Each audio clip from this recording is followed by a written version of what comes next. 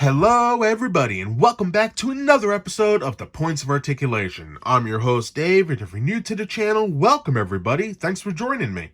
Today I'm looking at the Star Wars X-Wing Jango Fett Slave 1 expansion pack, released in 2020.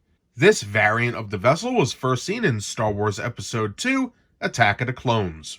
Here we have the Slave 1, which is actually a modified Firespray 31 class patrol and attack craft used by Jango Fett in Attack of the Clones, and later on by his son Boba Fett.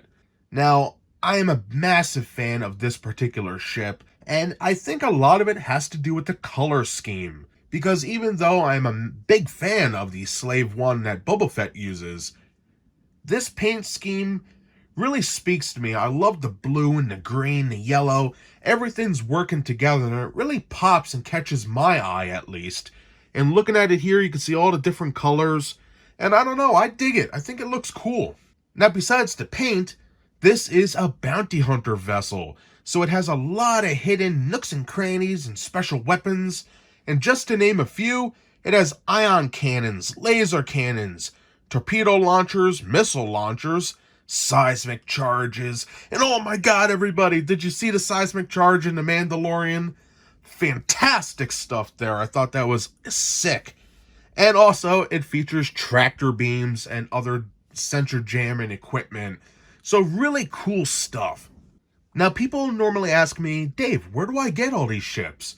Normally I would go to eBay, maybe Amazon, Barnes & Noble, but luckily there is a game shop located in South Amboy, New Jersey called Red Seal Gaming. And I could just walk down to the corner basically, go in there and get the whole wave, talk to the owner who's really intelligent and has a great grasp of not only Star Wars but Warhammer and all that fun stuff. So it's a nice experience. If anybody lives in the area or you're just interested to check out the website or Discord or whatever, check the links in the description below. So anyway, getting back to this particular review, let's talk about the size.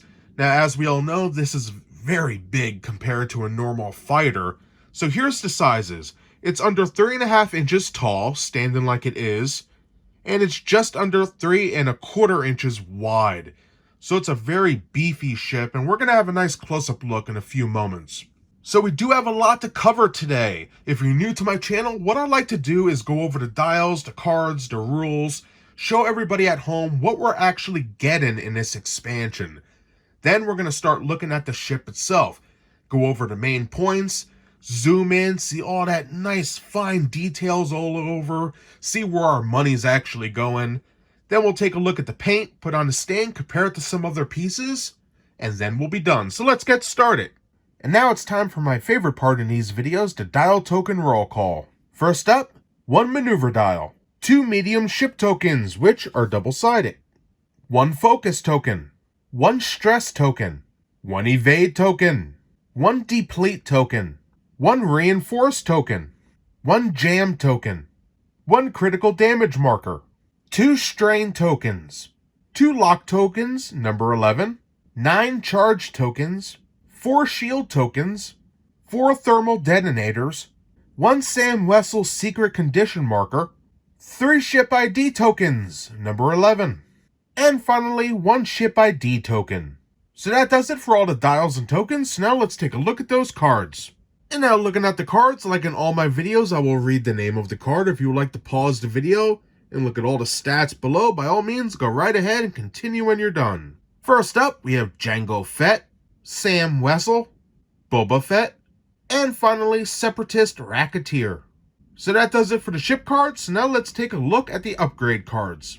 And moving on to those upgrade cards, first up we have Deadeye Shot, Debris Gambit, Jammin' Beam, Hondo Anaka, Jango Fett, Sam Wessel, Boba Fett, Suppressive Gunner, and I have to say, all the artwork on these cards is amazing. Weapons Systems Officer, Thermal Detonators, False Transponder Codes, Ablative Plating, and finally, Slave 1.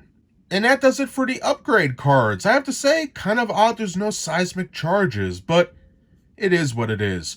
So now let's take a quick look at those quick build cards.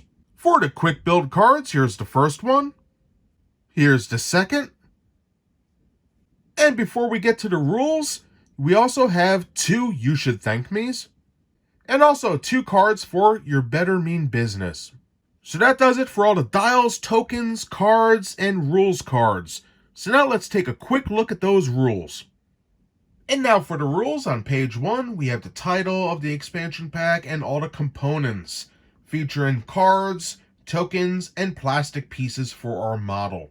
For page 2 and 3, we have some new rules, including revealed maneuver, secret conditions, deplete tokens, strain tokens, and devices, which focuses on the thermal detonator.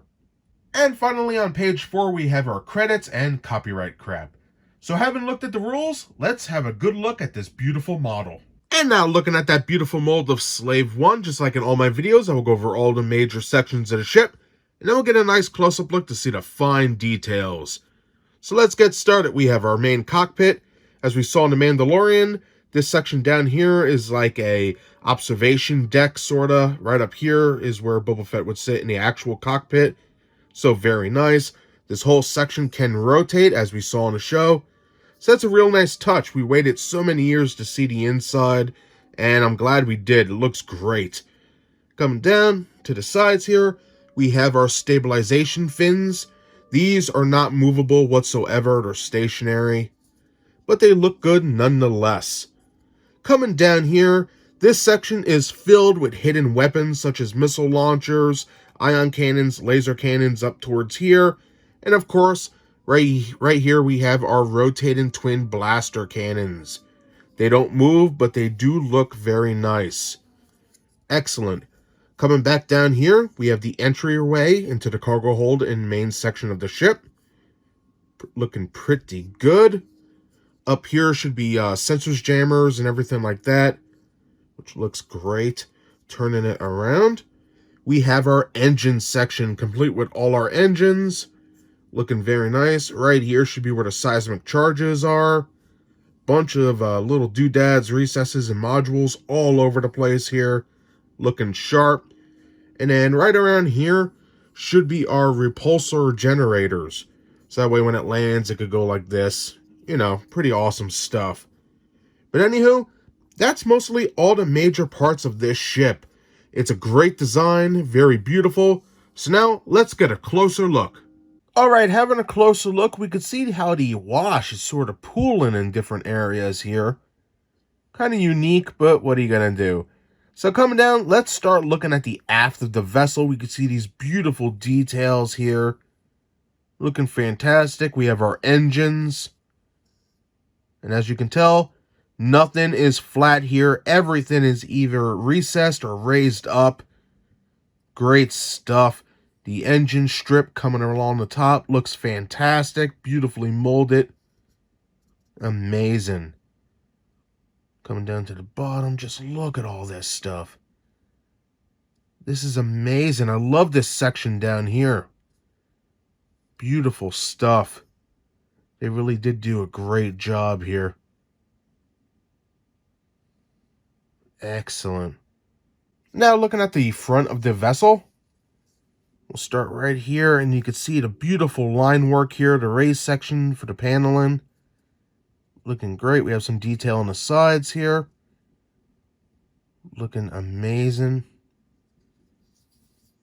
I think that came out great. Coming around the bottom, we can see some more paneling, line work, little raised sections. Amazing. I love the walkway here. Peg port for our stand. Very nice. Now, some people I know might complain about the black wash. It's a little heavy, just like in the back, and it sort of leaves this weird, I want to say spider web configuration, but it's more like a root. I don't know. To each his own. I don't know. I think it gives it a little uniqueness, a little attitude. That's just me. So anyway, great base regardless of that. Now, looking at the wing sections, or the fins, if you will, these are amazing. First, I want to look at this mechanism on the inside. And you can see how nice it is. All those modules in there. Looking fantastic. I think that came out great. Beautiful stuff. Looking at the top, you can see how nice that is. We have our piston coming down. And look at all the line work here. Nice modules, 2 little pistons in the front. And a lot of lines here. Sort of like grates. I don't know, I just love that design. Looking at the side, you can see how it is actually 2 parts here. We have our center section holding it together, which looks amazing. From the back, looking great. We have this little detailed section right here, looking sharp. And then for the underneath, again, fantastic work here. They really did an amazing job. And that's the same for this side. There's no real differences whatsoever. Again, you can see how the bottom is detailed. The aft section looking good. Detailed fins. Everything's there that should be. And it looks great. Got that front shot. Let me turn it. Bloop, bloop, bloop, bloop. There we go. Just very beautiful. Lots of detailing, especially on the inside here. Again, you can tell how beautiful it is. It's just great. You know, looking at a ship like this and seeing it, there's only so many words that come to my mind. And it captivates my imagination. It really shows me things I wanted to see ever since I was a little kid. And I'm so happy to have these in my collection. For the main body here, we can see all this beautiful line work. Excellent stuff. We have some detailing on the side here. Looking great. Our main cockpit window is recessed. You can see it right there. There's this little lip, and it goes all the way down to right here. That is a nice touch. But again, a fantastic job with all this line work. Coming along this green section, again, beautifully done. Same for this side. Just amazing. Excellent stuff. Now coming down, look at all this. Great different thickness of lines coming for the paneling. We have some modules sticking out the sides. Great stuff. Coming down, beautifully done. We have our little hose here with our laser cannon, which is beautifully detailed. You can see all the tiny little recesses right there at the hinge. Great. And of course, more line work. And we'll look at the front in just a moment. But for the other side, again, beautifully done. And each side is different. They're not the same. So I got to give them kudos for that. Some beautiful paneling here and there. Great stuff. Coming down the center of the ship. Again, it's the same old detail. But I just love the paneling here, and the paint just adds to it. A fantastic job. Looking underneath, we have some beautiful details, and just look at the size there. Oh my God, you know, this little section is very small, but it's jam-packed full of detail. Look at the little holes here for the laser cannons. That is amazing. You know, they don't even need to do stuff like that, but they do.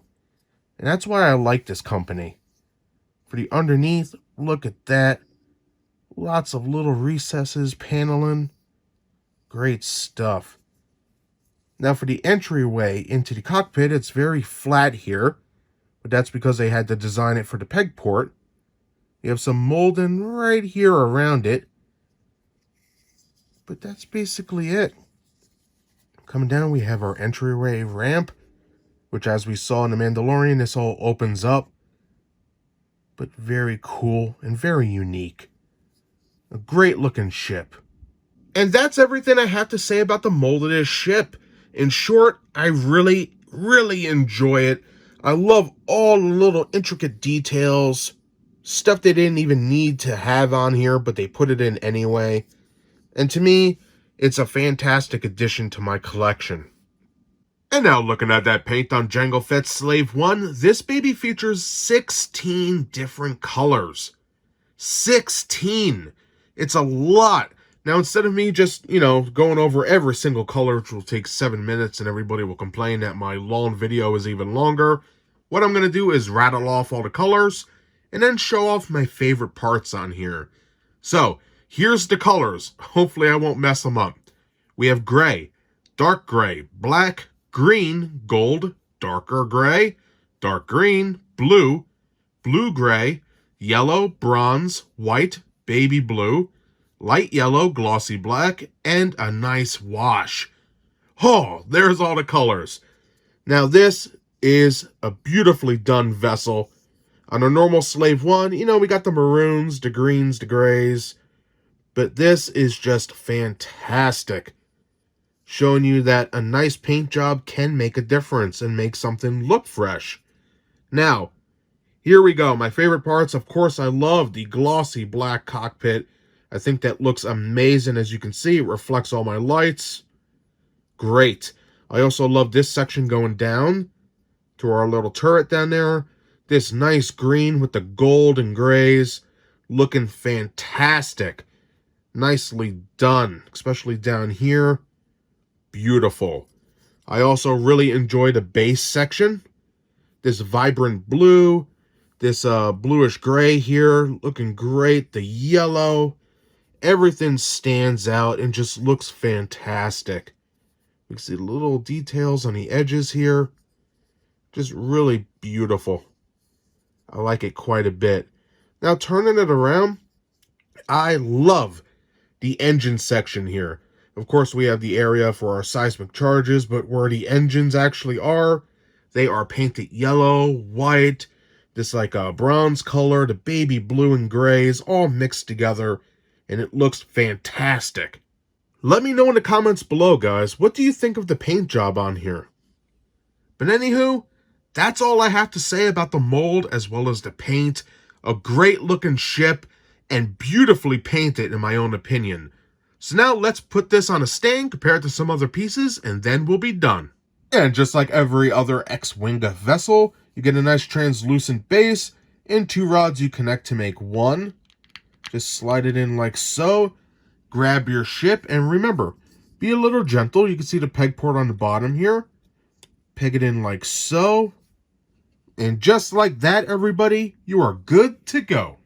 And now for a quick size comparison with the X-Wing Jango Fett Slave 1 seen in the center, I have some other X-Wing vessels here.